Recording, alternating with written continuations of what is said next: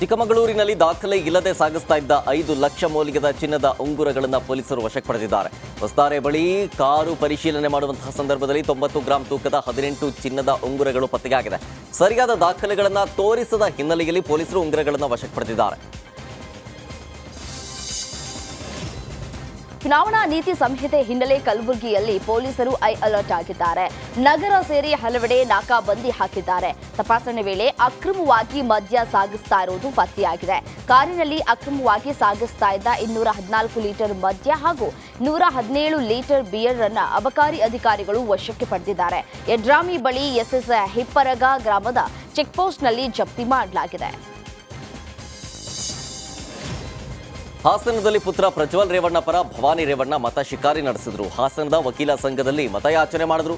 ಈ ಬಾರಿಯ ಲೋಕಸಭಾ ಚುನಾವಣೆಯಲ್ಲಿ ಗೆದ್ದೇ ಗೆಲ್ತೀವಿ ಅನ್ನೋ ವಿಶ್ವಾಸ ಇದೆ ಅಂತ ಭವಾನಿ ರೇವಣ್ಣ ಅವರು ಈ ಸಂದರ್ಭದಲ್ಲಿ ಹೇಳಿದ್ರು. ಪ್ರಜ್ವಲ್ ರೇವಣ್ಣ ಇಡೀ ಜಿಲ್ಲೆಯಲ್ಲಿ ಚೆನ್ನಾಗಿ ಕೆಲಸ ಮಾಡಿದ್ದಾರೆ ಅಂತ ಕೂಡ ಹೇಳಿದ್ರು.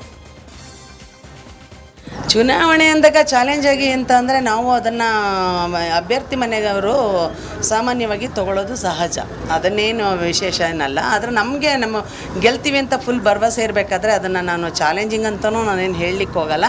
ಒಟ್ಟಿನಲ್ಲಿ ಪ್ರಜ್ವಲ್ ರೇವಣ್ಣ ಅವ್ರಿಗೆ ಇಡೀ ಜಿಲ್ಲೆಯಲ್ಲಿ ತುಂಬ ಚೆನ್ನಾಗಿದೆ. ಮತ್ತು ನಮ್ಮ ಒಂದು ಜಿಲ್ಲೆ ಅಲ್ಲದೆ ನಮ್ಮ ಕಡೂರು ಕ್ಷೇತ್ರ ಅಂದರೆ ನಮಗೆ ಅದು ಜಿಲ್ಲೆ ಬೇರೆ ಆದರೂ ಕೂಡ ಕಡೂರು ಕ್ಷೇತ್ರ ಕೂಡ ನಮಗೆ ಭಾಳ ಚೆನ್ನಾಗಿದೆ.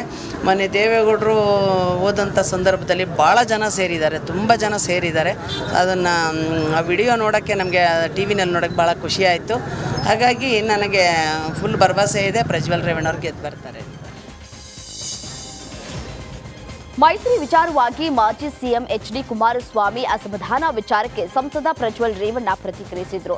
ಹಾಸನದಲ್ಲಿ ಮಾತನಾಡಿದ ಅವರು, ಆ ರೀತಿ ಏನೂ ಇಲ್ಲ, ಸೆಂಟ್ರಲ್ನಿಂದ ಬಿಜೆಪಿಯ ಜನರಲ್ ಸೆಕ್ರೆಟರಿ ಬಂದಿದ್ದಾರೆ, ದೇವೇಗೌಡರ ಜೊತೆ ಚರ್ಚೆ ಮಾಡ್ತಾರೆ, ಒಂದು ಸೀಟ್ ಹೆಚ್ಚುವರಿಯಾಗಿ ಕೇಳ್ತಾ ಇದ್ದೇವೆ, ಅದರ ಬಗ್ಗೆ ಚರ್ಚೆ ಆಗುತ್ತೆ, ಬಳಿಕ ಎಲ್ಲ ಸರಿ ಹೋಗುತ್ತೆ ಅಂದರು.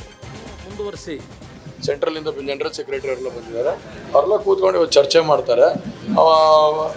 ಒಂದು ಸೀಟ್ ಹೆಚ್ಚುವರಿನ ಕೇಳ್ತಾ ಇದ್ವಿ, ಅದನ್ನ ಬಗ್ಗೆ ಚರ್ಚೆ ಆಗುತ್ತೆ. ಚರ್ಚೆ ಆದಮೇಲೆ ಎಲ್ಲ ಸರಿ ಆಗುತ್ತೆ ಅಂತಂದರೆ ಅದ್ರ ಬಗ್ಗೆ ಏನು ಪ್ರಾಬ್ಲಮ್ ಅಲ್ಲ. ಈಗ ಅದನ್ನೇ ಹೇಳ್ತಾ ಅಲ್ವಾ, ಒಂದು ಸೀಟ್ ಹೆಚ್ಚುವರಿ ಕೇಳ್ತಾರೆ, ಅದು ಚರ್ಚೆ ಆದ್ಮೇಲೆ ಸರಿ ಆಗುತ್ತೆ. ಸೆಂಟ್ರಲಿಂದ ಲೋಕಸಮರದ ಅಖಾಡದಲ್ಲಿ ಪ್ರಚಾರದ ಭರಾಟೆ ಜೋರಾಗಿದೆ. ಅಭ್ಯರ್ಥಿಗಳು ಕಾಲಿಗೆ ಚಕ್ರ ಕಟ್ಕೊಂಡವರಂತೆ ಕ್ಯಾಂಪೇನ್ ಶುರು ಮಾಡಿದ್ದಾರೆ. ಚಿತ್ರದುರ್ಗದ ಭೂವಿ ಗುರುಪೀಠಕ್ಕೆ ದಾವಣಗೆರೆ ಲೋಕಸಭಾ ಕ್ಷೇತ್ರದ ಬಿಜೆಪಿ ಅಭ್ಯರ್ಥಿ ಗಾಯತ್ರಿ ಸಿದ್ದೇಶ್ವರ್ ಭೇಟಿ ಕೊಟ್ಟರು. ಕುಟುಂಬ ಸಮೇತರಾಗಿ ಭೇಟಿ ನೀಡಿದ ಗಾಯತ್ರಿ ಇಮ್ಮಡಿ ಸಿದ್ದರಾಮೇಶ್ವರ ಸ್ವಾಮೀಜಿ, ಶಾಂತವೀರ ಸ್ವಾಮೀಜಿ, ಮಡಿವಾಳ ಮಾಚಿದೇವ ಸ್ವಾಮೀಜಿಯ ಆಶೀರ್ವಾದವನ್ನ ಪಡ್ಕೊಂಡ್ರು.